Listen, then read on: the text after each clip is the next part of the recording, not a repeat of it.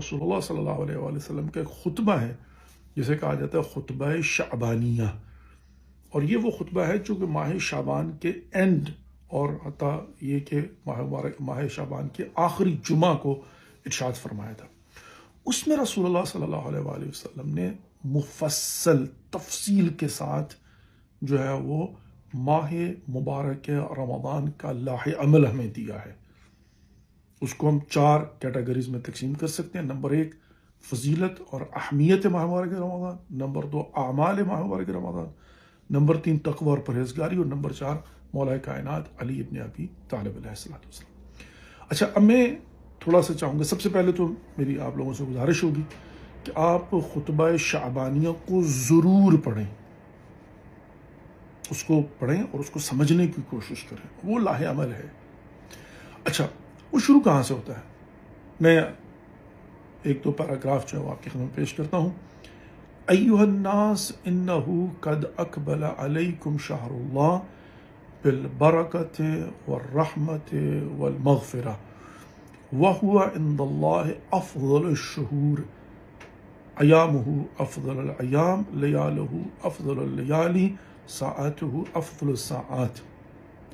اچھا، رسول اللہ صلی اللہ علیہ وسلم ارشاد فرماتے ہیں کہ اے لوگو، ایھا الناس انہ قد اقبل علیکم شہر اللہ، تمہاری طرف اللہ کا مہینہ آ رہا ہے، بالبرکت، برکتوں کے ساتھ، والرحمت، اللہ کی رحمتوں کے ساتھ، والمغفرہ، اور اللہ رب العزت کی طرف سے مغفرتوں کے ساتھ۔ یہاں پر سب سے پہلے ہمیں اس بات کو تھوڑا سا غور فکر کرنا ہوگا۔ جو سب سے پہلی بات ہے وہ یہ ہے کہ جب اللہ رب العزت نے ماہ مبارک رمضان کے روزوں کی بات کی تو اس سے میں ارشاد فرمایا کہ یا ایھا الذین آمنوا کتب علیکم الصیام کما کتب علی الذین من قبلکم لعلکم تتقون۔ اے صاحبان ایمان، میں نے تم پر اپنے روزوں کو واجب قرار دیا ہے جیسے کہ تم سے پہلی امتوں پر، تاکہ تم متقی بن جاؤ۔ تو یہاں پر روزے کس پر واجب قرار دیے گئے ہیں؟ یا ایھا الذین آمنوا، اے صاحبان ایمان، کتب علیکم الصیام، کہ میں نے اپنے روزوں کو تم پر واجب قرار دیا ہے۔ اچھا، اب ظاہر ہے اگر دیکھا جائے تو صاحبان ایمان ایک ایسا درجہ ہے کہ جو بیسکلی سٹارٹنگ اور بگننگ میں حاصل نہیں ہوتا۔ اب اس کی میں آپ کو مثال دیتا ہوں، سورہ حجرات کے اندر ہے وَقَالَتِ الْأَعْرَابُ آمَنَّا قُل لَّمْ تُؤْمِنُوا وَلَٰكِنْ قُولُوا أَسْلَمْنَا وَلَمَّا يَدْخُلِ الْإِيمَانُ فِي قُلُوبِكُمْ۔ فرمایا کہ یہ جو بدو، یعنی یہ جو بادیہ نشین اعراب آ کر آپ سے کہتے ہیں ہم ایمان لے آئے، قُل لَّمْ تُؤْمِنُوا، کہو ابھی تم ایمان نہیں لائے ہو، قُولُوا أَسْلَمْنَا، تم نے ابھی کہا ہے کہ ہم سر تسلیم خم کرتے ہیں، ابھی تم مسلمان ہوئے ہو، وَلَمَّا يَدْخُلِ الْإِيمَانُ فِي قُلُوبِكُمْ، ابھی ایمان تمہارے دلوں میں داخل نہیں ہوا۔ تو جب تمہارے دلوں میں ایمان داخل ہو جائے گا تو کہا جائے گا یا ایھا الذین آمنوا، اے صاحبان ایمان۔ وَإِلَّا کیا ہے؟ قُولُوا أَسْلَمْنَا، تو وہ سر تسلیم خم کرتے ہیں اور جب تک ان کے دلوں میں ایمان داخل نہیں ہوتا وہ یا ایھا الذین آمنوا کے زمرے میں نہیں آتا۔ تو یہاں پر اللہ رب العزت نے کیا ارشاد فرمایا؟ یا ایھا الذین آمنوا کتب علیکم الصیام کما کتب علی الذین من قبلکم لعلکم تتقون، اے صاحبان ایمان، تم پر میں نے روزوں کو واجب قرار دیا ہے۔ لیکن جو ماہ مبارک رمضان کے متعلق رسول اللہ کا ارشاد ہے وہ کیا؟ ایھا الناس انہ قد اقبل علیکم شہر اللہ، اے لوگو، جس کا مطلب یہ ہوا کہ یہ مہینہ جس کی طرف ہم نہیں جا رہے، جو ہماری طرف آ رہا ہے، وہ در حقیقت برکتوں، رحمتوں اور غفران کے ساتھ فقط مومنین یا صاحبان ایمان کے لیے نہیں ہے، بلکہ یہاں پر کیا ہے؟ ایھا الناس، اے لوگو، اللہ کا مہینہ تمہاری طرف آ رہا ہے برکتوں کے ساتھ، رحمتوں کے ساتھ اور غفران کے ساتھ۔ وَهُوَ عِندَ اللَّهِ أَفْضَلُ الشُّهُورِ، اور یہ اللہ کا مہینہ اللہ کے نزدیک افضل، بہترین مہینہ ہے۔ ایامہ افضل الیام، اس کے دن بہترین ایام ہیں، ولیالہ افضل اللیالی، اور اس کی راتیں بہترین راتیں ہیں، وساعته افضل الساعات، اور اس کا ہر لمحہ جو ہے وہ بہترین ہے کمپیریٹیولی، اگر آپ باقی شب و روز کے ساتھ اس کا کمپیریزن کریں گے. وَدُعِيتُمْ فِيهِ إِلَى ضِيَافَةِ اللَّهِ، اور یہ وہ مہینہ ہے کہ جس میں اللہ رب العزت نے آپ کو اپنی مہمانی کے لیے بلایا، دعوت دی ہے. وَجُعِلْتُمْ فِيهِ أَهْلَ كَرَامَةِ اللَّهِ، اور اللہ رب العزت نے آپ کو اہل کرامت اللہ بنا دیا ہے. فَاسْأَلُوا اللَّهِ، نہیں، یہاں پر کیا ہے؟ انفاسکم فیہ تسمیح، نومکم فیہ عبادات، دعا عملکم فیہ مقبول، دعاؤکم فیہ مستجاب. فاسألوا اللہ بالنیات صادقہ وقلوب طاہرہ ان یوفقکم لصیامہ وتلاوت کتابہ. دیکھیں کیا خوبصورت مطلب جو ہے نا، وہ فرمایا کہ اللہ رب العزت نے آپ کو اس مہینے میں دعوت دی ہے، یعنی آپ گیسٹ ہیں، آپ کو انوائٹ کیا گیا. نمبر 2، آپ کو اہل کرامت اللہ بنایا گیا ہے.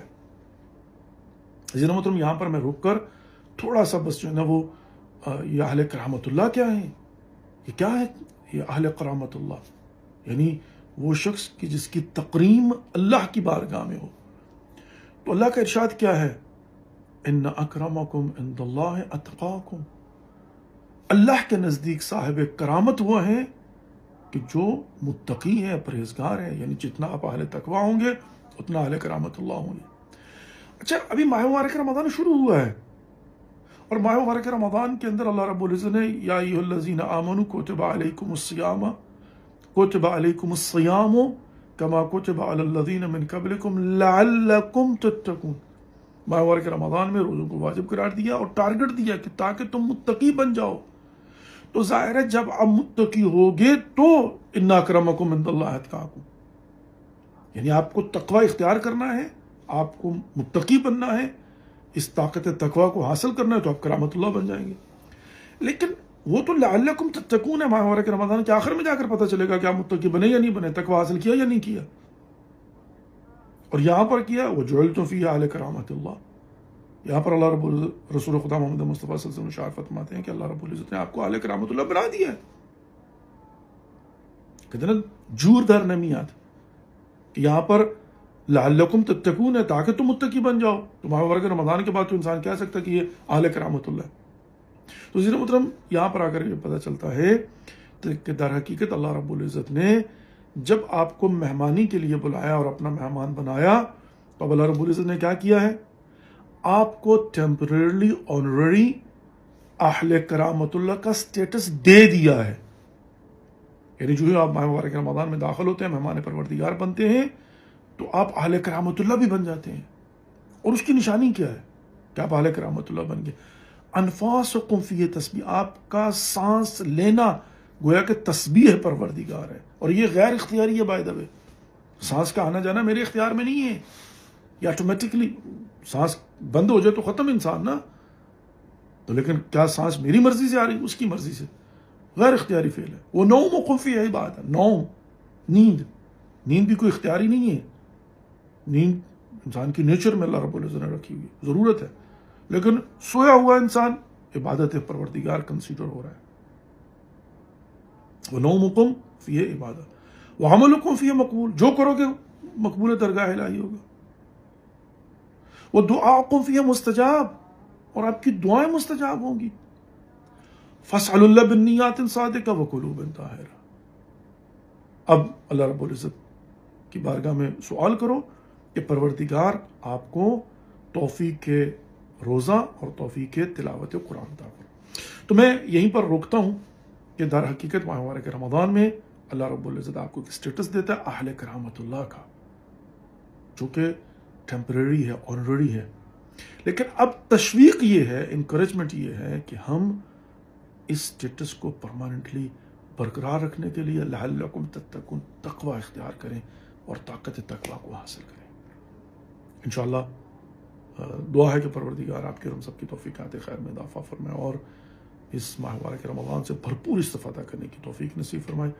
ملتے ہیں انشاءاللہ اگلے پروگرام میں، اور انشاءاللہ میں کوشش کروں گا کہ خطبہ شعبانیہ کے مختلف فریزز آپ کی خدمت میں پیش کروں. والسلام علیکم ورحمۃ اللہ وبرکاتہ. خدا حافظ.